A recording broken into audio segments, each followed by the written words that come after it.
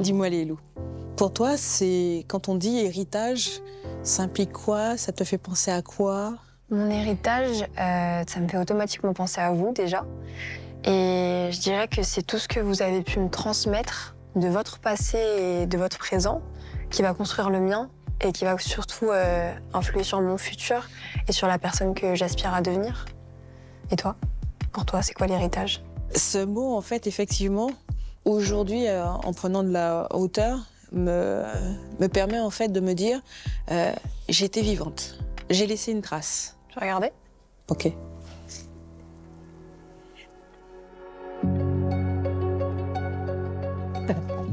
Photo préférée? Pourquoi? Parce que je trouve que tu as toujours cet air malicieux, que tu as toujours aujourd'hui, un peu insolent et en même temps hyper doux. Et je trône au milieu, mais parce que j'étais la plus petite. Beaucoup d'enfants auraient peut-être peur en voyant leurs parents dans cet état.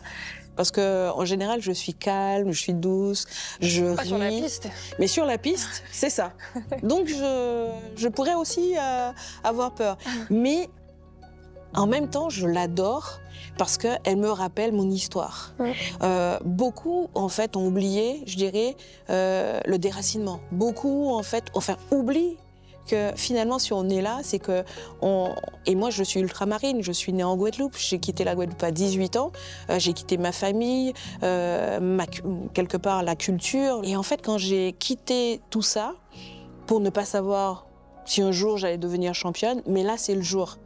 Et quand je retire le masque, en fait, c'est la colère, la rage, l'amour, l'affection, le racisme, l'incompréhension des fois du système sportif qui fait que je sors comme ça, mais en même temps, j'ai réussi. Vous allez apprendre à me connaître. J'ai cette rage. Avant cette médaille, t'as rien en fait, quasiment, sur la scène internationale. En fait, c'est la première fois qu'on voyait l'épée d'âme aux Jeux Olympiques. Donc, on était dans la grande cour, donc je tiens aussi fièrement cette épée en disant, vous voyez, il faut que l'épée continue. Et je pense que c'est inconscient, mais tous ces sentiments, en fait, ressortent. En vérité, t'as littéralement marqué l'histoire, parce que t'es la première championne olympique de la première session d'escrime, enfin d'épée, pardon, dans des Jeux Olympiques. En plus, à Atlanta, historiquement, on est aussi, je dirais, sous le poids de l'histoire des États-Unis, mais derrière, quand tu parles de Malcolm X, ça résonne. Et donc, du coup, je me suis dit, waouh, allez, on va montrer, en fait, je vais sortir, et lorsque je vais montrer mon visage, on verra, en fait, que je représente le futur. C'est en cela aussi que quelque part, en retirant le masque, on s'identifie. Et quand moi, j'ai commencé le sport, j'ai eu du mal à m'identifier à une championne. Il n'y avait pas, en fait, de championne qui me représentait ou qui pouvait m'inspirer. Donc, je me suis, en fait, inspirée de la réussite chez les hommes. Pour moi, c'était Carl Lewis. C'est un héritage aussi quand tu me poses la question. Je me dis, c'est inspire. Et c'est ça aussi qui est beau et qui représente vraiment cette notion d'héritage dans toute sa splendeur, c'est que tu as commencé à donner cette représentation dont avaient besoin les prochaines générations. Et en fait, ils la font perdurer. Lorsqu'un Suédois ou une Suédoise rentre dans un gymnase et qu'il voit en fait Enzo Lefort, en fait, ils se disent pas, mais d'où ils viennent.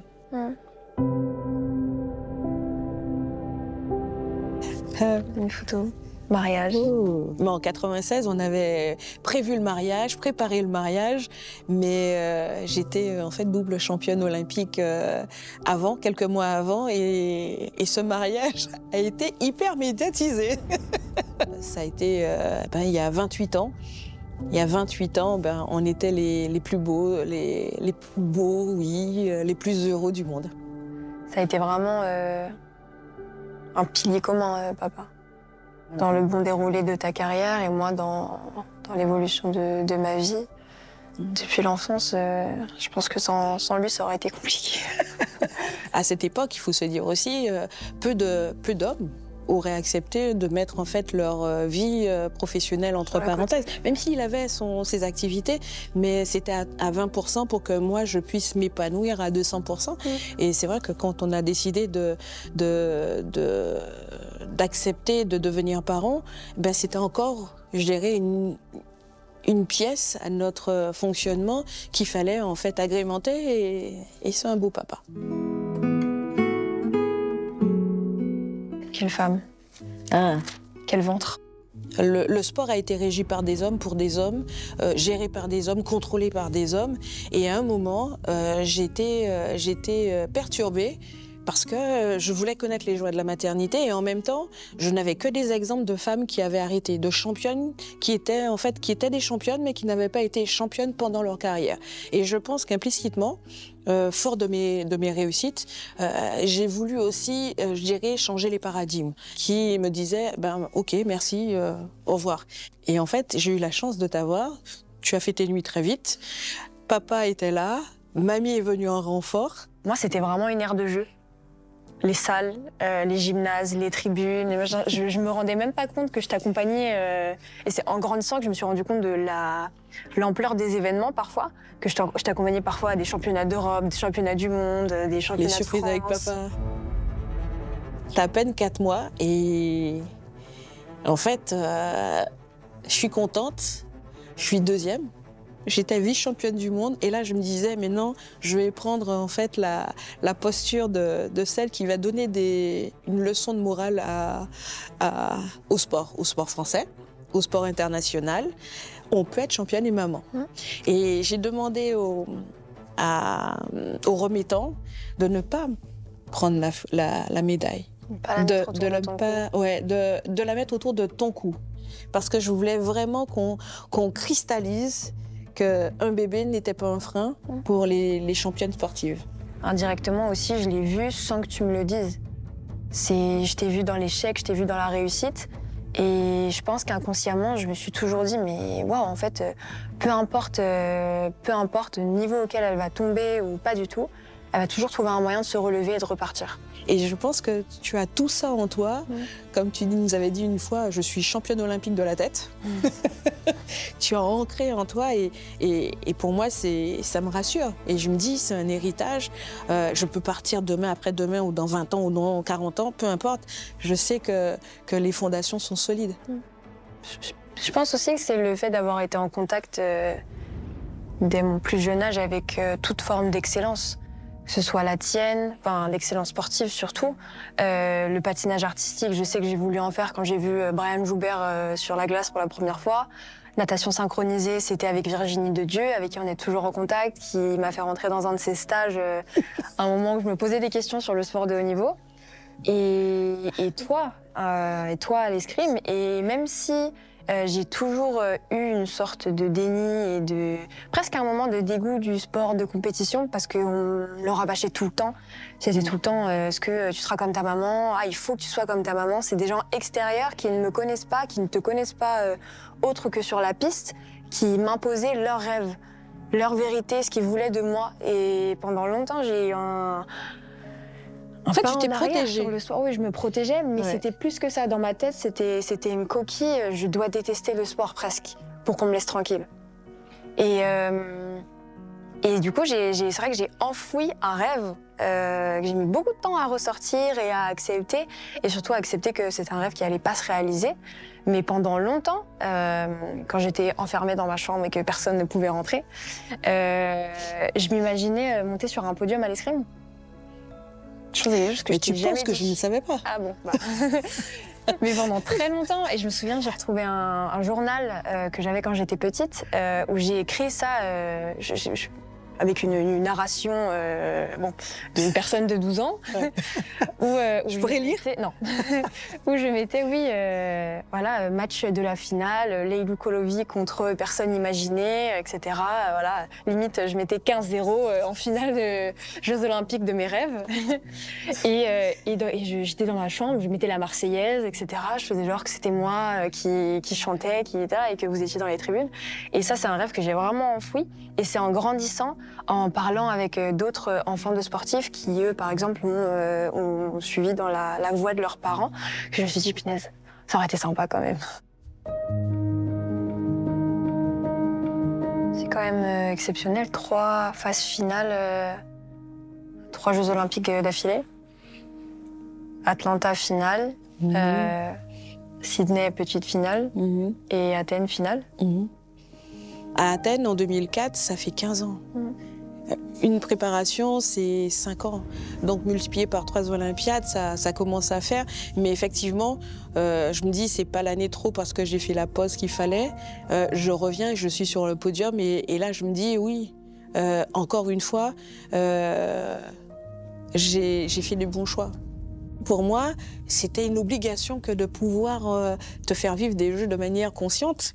Si bien que quand j'ai commencé à penser à la fin de ma carrière, je me suis dit, avant les Jeux, après les Jeux, et on avait fait une réunion familiale parce qu'on voulait que tu choisisses.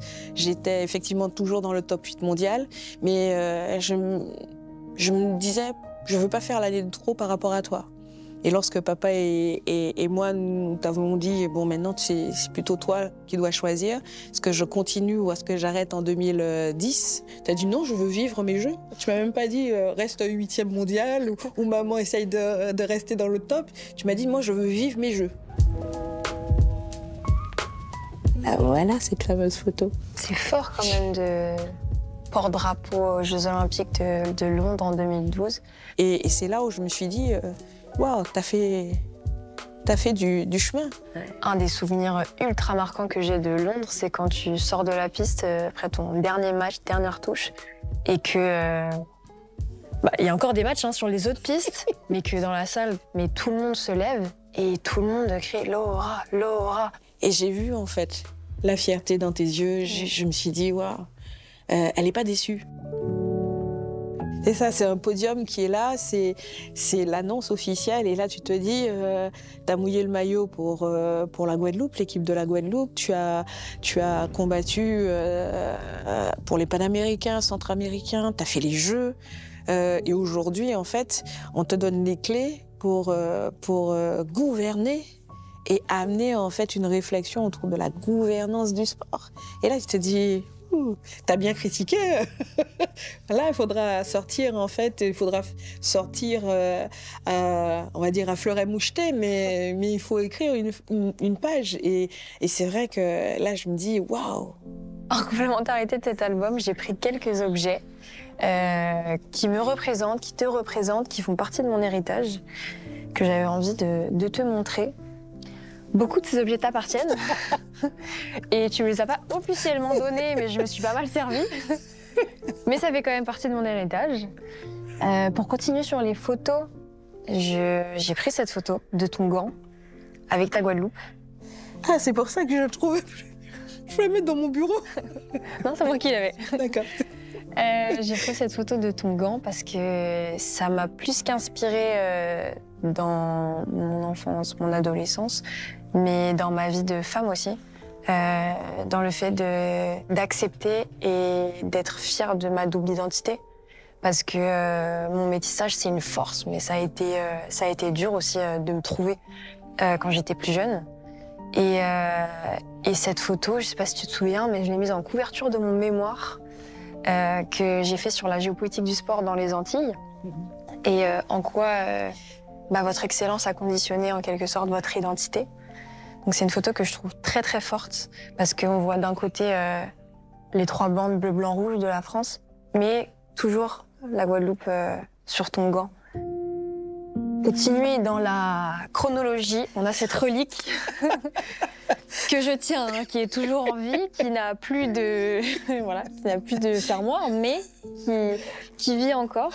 Et ce sac, c'est celui que tu portais lors de la cérémonie d'ouverture des Jeux d'Atlanta en 96. Je ne t'apprends rien, que je porte tout le temps. Ça, c'est un boomerang des Jeux de Sydney 2000. J'ai vraiment fait mon marché dans la maison.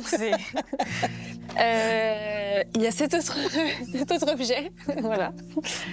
qui est un pot à crayon des Jeux de Pékin en 2008. Ouais. Je ne sais pas si c'est parce que tu culpabilisais un peu de m'avoir laissé loin, mais vous m'aviez ramené beaucoup de cadeaux.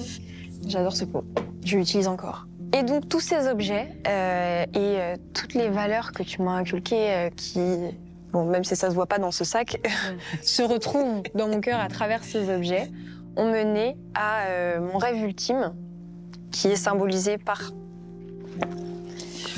ces 2 cartes d'accréditation, puisque ce sont les miennes, ce ne sont plus tes objets, mais ce sont les miens, et qui m'ont vraiment poussée à aller jusqu'au bout de ce rêve, puisque cet été, j'ai travaillé pour les Jeux de Paris 2024 en tant que manager adjoint au protocole sur un site de compétition, sur les Jeux olympiques et sur les Jeux paralympiques. Ouais. Et ça a été mon expérience, symbolisée aussi par tous ces pins qui ont été échangés avec beaucoup de négociations. Et vraiment, ça a été ma force, en fait, de me dire j'ai fait mes jeux. Et je pense que si papa était là, il te dirait comment on a été fiers en fait de pouvoir se dire que finalement entre la femme sportive et le journaliste sportif, t'as pas été du tout traumatisée et que t'as trouvé ta place. Comment tu as géré ta pression? Quand j'ai compris que je n'allais pas devenir sportive de haut niveau, toutes les valeurs que vous m'avez transmises, que tu m'as transmises consciemment ou inconsciemment, je les ai transformées. Je me suis dit, ok, alors ça, je le ferai pas en tant que sportive, mais je vais le pousser par exemple dans mes études. La compétition, que ce soit avec les autres ou avec moi-même, je vais pousser ça dans mes études. Et à ce moment-là, ça a été à peu près le même mécanisme. Je me suis dit, ok, cette pression, elle me fait peur, c'est quelque chose que j'ai jamais fait, mais comment je fais pour la transformer en quelque chose de positif, entre guillemets, qui va vraiment me pousser à donner le meilleur de moi-même. Et je pense que c'est ce goût du défi, en fait. C'est ce qu'on disait tout à l'heure sur les albums, c'est je me mets un objectif en tête, je switch en mode automatique et j'y vais jusqu'au bout. Alors, tu me connais un petit peu taquine. J'ai voulu être gérée dans la mémoire, dans l'héritage. Officiellement, ce petit bijou t'appartient. Waouh. C'est en fait, j'ai voulu associer et j'expliquerai pourquoi. Cette médaille à ton futur aussi, de manière, je dirais, officielle. C'est mon passé. Et dans mon passé, effectivement, tu n'y étais pas, tu n'étais pas encore là, mais je rêvais de toi et tu ne le savais pas. Donc effectivement, cette médaille d'or, voilà, elle t'appartient aussi parce que c'est le passé qui fait que je suis présente aujourd'hui et qu'on va s'orienter vers un futur heureux, lumineux. Donc voilà, j'avais envie de te léguer, je dirais, cette médaille. Il y en a toutes les autres, mais celle-là particulièrement parce que c'est la première. C'est la première qui lance ma vie. Et comme j'aime bien les clins d'œil et les blagues, je me suis dit, comme on n'est plus à l'heure de la cassette vidéo, tu m'offres une cassette vidéo. Je t'offre une cassette vidéo. Et c'est la première qui raconte un petit peu la guêpe. En bon entendeur. Enfin, maintenant que je trouve un équipement pour regarder ça. Je savais que t'allais. C'est le côté, en fait, un petit peu intemporel. Voilà, c'est beau, c'est... Voilà, c'est... Ok, merci beaucoup. Un joli clin d'œil. Ça me touche énormément. Et comme on est à l'heure où on se dit tout, j'avais envie aussi de te lire. Ce que je pense, c'est que des fois, on n'ose pas se dire tout haut. Et je sais que tu as fait la même chose. Ma chère fille, tu es la meilleure moitié de moi. Tu es née un jour d'été, un jour de la fête de la musique et le premier jour de l'été. Et depuis, tu fais danser ma vie d'une mélodie unique. Dès tes premières secondes, tes grands yeux étaient ouverts, curieuse, prête à embrasser le monde. Et moi, à cet instant précis, j'ai su que plus rien ne serait jamais comme avant. Papa et moi avons ressenti une fierté immense. Un amour inconditionnel est né ce jour-là. Un amour absolu, indestructible. Tu es l'amour de ma vie, mon sang, ma plus belle évidence. Peu importe où la vie te mènera, peu importe les épreuves, je serai celle qui ne te lâchera jamais. La vie ne sera pas toujours douce et tu le sais bien, mais souviens-toi, si tu tombes, relève-toi. Chaque échec n'est qu'un apprentissage et chaque difficulté, une étape qui te rendra plus forte. Ne doute jamais de ta lumière, ne laisse personne l'éteindre. Fais parler ta créativité, ose rêver grand, ose casser les codes, suis tes énergies, trace ton propre chemin et surtout, fais des choix qui te rendent heureuse. Et même dans les jours gris, souris, même sans raison. Écoute-toi, aime-toi, sois douce avec toi-même. La seule personne qui sait ce qui est bon pour toi, c'est toi. Mais souviens-toi, toujours d'une chose, peu importe le temps, peu importe la distance, mon amour pour toi est inébranlable. Va, vis, ose, aime et brille avec tout mon amour. Laura, ta bestie.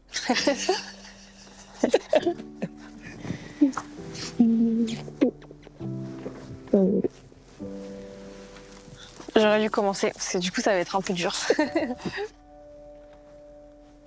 C'est la poussière.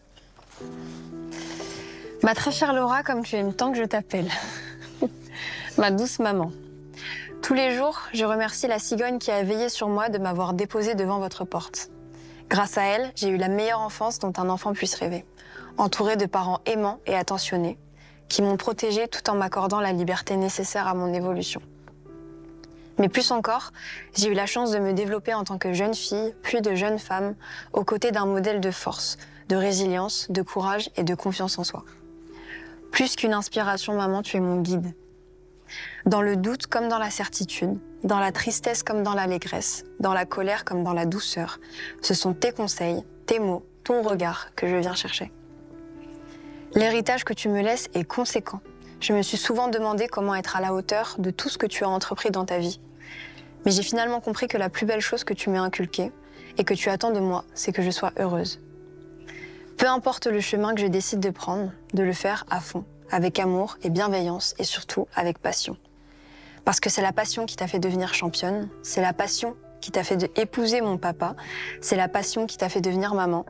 Et c'est encore elle, cette passion qui brûle en toi, qui te mène à essayer de nouvelles choses, à te tromper, à réussir, mais surtout à ne jamais abandonner. Faire les choses avec le cœur, je pense que c'est ça, mon héritage, et j'en suis fière. Je finirai cette lettre comme je termine tous mes poèmes depuis presque 20 ans. Tu es la meilleure maman du monde et je t'aime. Merci beaucoup.